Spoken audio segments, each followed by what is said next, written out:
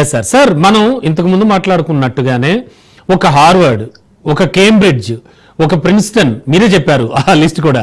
So ఇలా ఒక ప్రపంచ వ్యాప్తంగా ప్రసిద్ధి చెంది ఖచ్చితంగా అక్కడ చదువుకోవాలి అనే కలలు గనేటువంటి విదేశీయులు చాలా మంది ఉన్నారు. ఈవెన్ ఇఫ్ మన దేశం నుంచి కూడా, అంటే మనకు వచ్చి లాస్ లేకపోవచ్చు, మీరు చెప్పినట్టుగా మీరు అంటే చాలా ఎక్స్పీరియన్స్తో చెప్తూ ఉన్నారు, కాదంటలేదు. కానీ వాళ్ళు కంటున్న కళ్ళు కానీ, అలాగే అక్కడ ఉండేటువంటి స్టేట్ ఆఫ్ ఆర్ట్, ఆ చదువు కానీ, అంటే అక్కడ సిలబస్ కానీ, ఇవన్నీ మరి మిస్ అవుతున్నట్టేం అనిపించట్లేదా సార్? అంటే 25% ఆఫ్ స్టూడెంట్స్ విదేశీయులు అక్కడ హాస్టల్లో ఉండి చదువుకుంటున్నారట. మరి ఈ నేపథ్యంలో వీళ్ళ మీద పర్టికులర్గా ఎఫెక్ట్ ఎలా ఉంటుంది అనుకోవచ్చు అంటారు? మీరు ఆల్రెడీ ఇండియన్స్ గురించి నేను అడగకుండానే చెప్పేశారు, బట్ మిగతా కంట్రీస్ నుంచి వచ్చి చదువుకునే వాళ్ళ పరిస్థితి ఏమిటి, వాళ్ళు కన్న కళల పరిస్థితి ఏమిటి? తప్పకుండా వాళ్ళ కళలు పేద కళలు అయిపోయినాయి. ఎందుకంటే ఏదో హార్వర్డ్లో చదువుకున్నాం, మంచి పేరు వస్తుంది, అంతే కదా, అడ్మిషన్ తెస్తున్నారు. చాలా మందికి ఎక్కువ స్కాలర్షిప్స్ కూడా ఉంటాయి హార్వర్డ్ లో. అవును, $54 బిలియన్ అంటే దాని వడ్డీ $2-3 బిలియన్ ప్రతి సంవత్సరం వస్తుంది. తర్వాత ప్రతి సంవత్సరం గ్రాంట్స్ వస్తాయి. అందరికి చాలా మందికి ఫ్రీ ఎడ్యుకేషన్, ఫ్రీ. సో ఆ తర్వాత ప్రెస్టీజ్ ఉన్నది. హార్వర్డ్ లో చదువుతున్నాం అంటే అందరూ నిలబడతారు బాబు ఏదో అని. అందువల్ల అవన్నీ ఉండగా సో తప్పకుండా వాళ్ళందరికీ దెబ్బే కదా. అక్కడ చదువుకుందాం, అక్కడికి వెళ్దాం, పేరు తెచ్చుకుందాం, ఆ డ్రీమే కదా. అక్కడికి వెళ్ళి చదువుకుంటున్నాం చెప్పుకోవటం ఎంత ఆనందపడతారు. ఎవరైనా తెలుగు హార్వర్డ్ లో ఉన్నదంటే వాళ్ళకి ఎంత హడావిడి చేస్తున్నారు. అందువల్ల తప్పకుండా ఇదొక సెట్ బ్యాక్ వాళ్ళందరికీ. ఇది ఒక కొత్త పరిస్థితి అమెరికాలో. ఇతర దేశాల స్టూడెంట్స్ మీద పెడతాం. ఇదే ట్రంప్ 1-2 సంవత్సరాల క్రితం ఏమన్నాడంటే, ఇతర దేశాల నుంచి వచ్చి మన యూనివర్సిటీస్ లో చదివిన వాళ్ళు, చదువుతున్న వాళ్ళకి డిగ్రీ రాగానే గ్రీన్ కార్డ్ అక్కడే ఇచ్చేయాలన్నారు.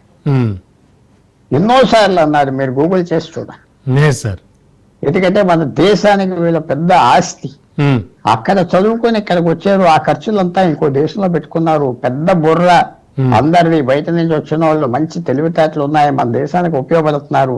వీళ్ళని అక్కడే కార్డు ఇచ్చేయాలి, గ్రీన్ కార్డు. డిగ్రీతో పాటు గ్రీన్ కార్డు ఇచ్చేయాలన్నారు. అంటే మేధోసనంతా అక్కడే ఉంచేయాలి అనేటువంటి భావన. అలాంటి వ్యక్తి ఎంత మార్పు వచ్చిందంటే మరి మర్చిపోయేదా, కొత్త లెక్క ఏమన్నా వేసుకుంటున్నాడా అయితే చూడాలి. అంతే సార్. ఓవరాల్ గా చూస్తే ఇది ట్రంప్ సర్కార్ వర్సెస్ హార్వర్డ్ యూనివర్సిటీ మధ్య ఒక ఫైట్ లా తయారైపోయింది, ఏమంటారు? హార్వర్డ్ యూనివర్సిటీ ఆఖరికి సాధిస్తారు, అంతేనండి, ఆఖరి. ఎందుకంటే ఇప్పుడు వాళ్ళు సుప్రీంకోర్టులో కూడా 90 ఉంటే 3-4 ఐవీ లీగ్ యూనివర్సిటీస్ నుంచి వచ్చిన వాళ్ళు. వాళ్ళందరికీ తెలుసు యూనివర్సిటీ ఎడ్యుకేషన్ పాస్ చేయకూడదు అమెరికాలో. ఈవేళ అమెరికాకు ఉన్నది ఏంటి? స్టీల్ ఫ్యాక్టరీ లేవు, వాడలు కట్టే ఫ్యాక్టరీ లేదు, విషయం చెప్తున్నా, సిమెంట్ ఫ్యాక్టరీ లేవు, ఇవన్నీ కార్ల ఫ్యాక్టరీ లేవు, అన్ని చైనా వెళ్ళిపోయినాయి. అందువల్ల ఏమున్నది అమెరికాకి? హాలీవుడ్ ఉన్నది, కన్స్యూమర్ గుడ్స్ ఉన్నది, Coca Cola, Pepsi cola. Education ఉన్నది, టెక్నాలజీ ఉన్నది, అంటే గూగుల్, ఫేస్బుక్, మైక్రోసాఫ్ట్, అంత బుర్రకు సంబంధించిన వ్యవహారం. అవునండి, మేధో సంపత్తి, టెక్నాలజీ. తర్వాత ఏవియేషన్ ఒకడు ఉన్నది, విమానాలు తయారు చేయటం అమెరికా టాప్ సూపర్. విమానాలు, Hollywood, technology, software, technology software కింద కన్స్యూమర్ గుడ్స్ కొన్ని. అవునండి, ఇదే తప్ప రాకెటరీ, నాసా అనే స్పేస్ రాకెటరీ, ఇలాంటి 5-6 సెక్టర్లు ఉన్నాయి, మిగతాది ఏం లేదు అక్కడ. స్టీల్ ఫ్యాక్టరీలు, కార్ ఫ్యాక్టరీలు, సిమెంట్ ఫ్యాక్టరీలు అన్ని ఇతర దేశాలకు వెళ్ళిపోయి తక్కువగా తయారు చేస్తారు. యాపిల్ ఫోన్ ఇండియాలో అసెంబుల్ చేయాలంటే $15-20, అమెరికాలో అసెంబుల్ చేయాలంటే $350. మరి ఊరుకునే అక్కడ చేయి ఇక్కడ చేయని ట్రంప్ అంటే వాళ్ళ మాట వినరు. అవునండి, అవన్నీ ఎస్ విన్నట్టుగా వింటారు, అడ్డ తిరిగిపోతారు. అతను ఇలాంటి స్టెప్స్ తీసుకోవటం వల్ల ఈలాన్ మస్క్ లాంటి వాళ్ళు కూడా కోపం వస్తాయి. ఎందుకంటే టెక్నాలజీకి కాంట్రిబ్యూట్ చేసే హార్వర్డ్, అమెరికన్ యూనివర్సిటీస్ కి వాళ్ళ రోల్ తగ్గిపోతే అమెరికా దెబ్బతింటారు లాంగ్ టర్మ్ లో. సో రాను ఎవరైతే టెక్నాలజీ కంపెనీలు, Google, Facebook, Microsoft, Elon Musk, Twitter, వీళ్ళంతా ఎవరైతే ట్రంప్ సపోర్ట్ చేశారో ఉమ్. వాళ్ళు మెల్లమెల్లిగా ఆలోచించుకుని వ్యతిరేకం చేయటం మొదలు పెడతారు. అంతే సార్, ఆల్రెడీ మస్క్ బయటకు వచ్చేసాడుగా ఆల్రెడీ. మస్క్ ఒకటి బయటకు వచ్చినా మస్క్ ప్రభుత్వం మీద ఆధారపడి ఉన్నారు. ఆయనకి డబ్బంతా రాకెట్స్ అంతా అమెరికా ఇవ్వాలి, గవర్నమెంట్ ఇవ్వాలి. కొంచెం మస్క్ ప్రస్తుతం అంత పెద్ద ఎగ్జాంపుల్ కాదు. ఉహు.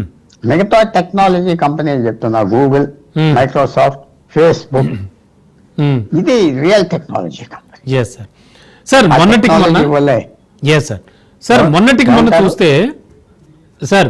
మొన్నటికి మొన్న చూస్తే హోమ్లాండ్ సెక్యూరిటీ కార్యదర్శి క్రిస్టిన్ నోయం అంటే May 22 sir, Harvard student and exchange visitor program certification ని వెంటనే రద్దు చేస్తున్నట్టుగా ప్రకటించిన తర్వాత ఈ ఐవీ లీగ్ యూనివర్సిటీ ట్రంప్ ప్రభుత్వంపై ఆల్రెడీ కోర్టుకు కూడా వెళ్ళింది సార్.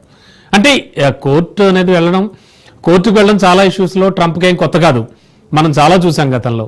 అంటే ఇవేమైనా సత్ఫలితాలను ఇచ్చి స్టూడెంట్స్ కి ఫేవర్ గా, యూనివర్సిటీకి ఫేవర్ గా ఏమైనా వచ్చేటువంటి ఛాన్స్ ఉంటుందా? మంచి ఛాన్స్ ఉన్నారు. కోర్ట్స్ సాయం చేస్తాయి. Yes sir. ఆల్రెడీ ఎవరైతే అక్కడ ఉన్నారో వాళ్ళని తీసేయరు సార్. ఆ కొత్త వాళ్ళ సంగతి ఏంటి అది చూడాలి. ఆ, ఇప్పుడు ఉన్న వాళ్ళని మాత్రం ఎడ్యుకేషన్ కంప్లీట్ చేయనిస్తారు. అలా జరుగుతూ ఉంటాయి. ఉమ్, ఆఖరికి జీ జిన్పింగ్ చైనా ప్రెసిడెంట్ ఉమ్, కూతురు కూడా అక్కడే చదువుతుంది yes, sir. హార్వర్డ్. ఉమ్, ఉమ్, వాళ్ళు ఏమంటున్నారంటే అమెరికన్స్ చైనీస్ ఇక్కడ ఎక్కువ చదువుతున్నారు, చైనాను తగ్గించాలి. Hmm. చైనాతో గొడవ పెరిగింది అమెరికాకి గత 15 రోజులు. Hmm. ఇవాళ ఇంకా పెరిగిపోయి దీనివల్ల సో ఇదంతా Yes, sir. దేనివల్ల అంటే వాళ్ళు వ్యాపారానికి ఒప్పుకోవట్లేదు, లొంగట్లేదు, ట్రంప్ కు మర్యాద ఇవ్వట్లేదు. Hmm. అలా ఆయన రెచ్చిపోతున్నారు. ఉమ్, అది కరెక్ట్ చేయటం కాదా అది వేరే విషయం, కానీ రెచ్చిపోతున్నారు. ఇది కూడా ఒక రాయి ఆయన చేతిలో వేయడానికి ఆ రాయి వేసాడు. Hmm. కానీ కోర్ట్స్ ఆప్ చేస్తే అది మళ్ళీ సెట్ బ్యాక్ అవుతారు. చూడాలి కోర్ట్స్ కూడా ఏం చేస్తాయో అవును సార్. చూడాలి. సార్ ఓవరాల్ గా చూస్తే గ్లోబల్ ఎడ్యుకేషన్ పై ట్రంప్ సర్కార్ దాడి అంటూ కూడా ఆల్రెడీ హ్యాష్ ట్యాగ్ ట్రెండ్ అయిపోతుంది. అండ్ ఈ వార్త అయితే వైరల్ అవుతోంది, బాగా నెటిజన్లు కూడా బాగా స్పందిస్తూ ఉన్నారు. దీన్ని ఎలా చూడాలి సార్? ఇది మామూలే, సోషల్ మీడియాలో అన్న ఆయన పెద్ద పట్టించుకోడు. ఇంకా ఎక్కువ పెరిగితే అల్లరే ఉమ్, పట్టేసుకుంటాడు. Hmm. ఇంకా అల్లరి పెరిగితే ఆయన పార్టీ నుంచి కొంచెం సెనేటర్, కాంగ్రెస్ మనం కోపం తెచ్చుకుని ఇదంతా మానవయ్య అంటే అప్పుడు ఆలోచించుకుంటాడు. Hmm. ఎప్పుడైతే వాణిజ్య అమెరికాకి ఆయన పెట్టిన రూల్స్ అన్ని దెబ్బ కొడుతున్నా అనగానే తగ్గిపోయేది కదా. ఉమ్, అంత అవును. టైం ఇచ్చేది ఇస్తున్నారు. Hmm. ఆ ప్రెషర్ బట్టి ఆయన ప్రెషర్ ఎక్కువ వస్తే తగ్గిపోతాడు ట్రంప్. ఉమ్, ఉమ్.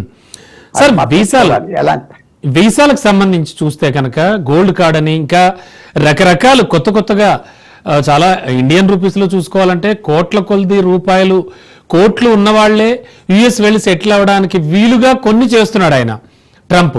సో అదే కోవలో ఇప్పుడు ఎడ్యుకేషన్ కి సంబంధించి కూడా జరుగుతున్నటువంటి ఈ దాడిగా భావించాలా, అండ్ దీన్ని ఎలా చూడాలి సార్ ఆ యాంగిల్ నుంచి?